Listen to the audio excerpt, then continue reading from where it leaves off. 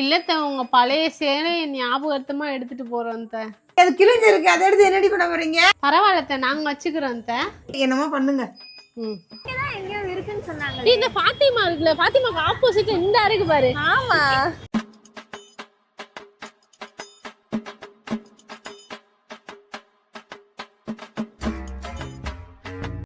இந்த மாதிரி உரசி பார்க்கும்போது வெள்ளை கலர் வருது இல்லைங்களா, இது வந்து பியூர் வெள்ளி ஜர்க்கா பட்டு போடுவாங்க.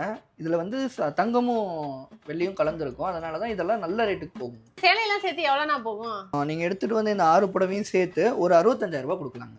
65,000 எடுத்துகிட்டு வந்த மொத்த சாரிக்கும் 65,000 ரூபாய் அமௌண்ட் கிடைச்சிருச்சு.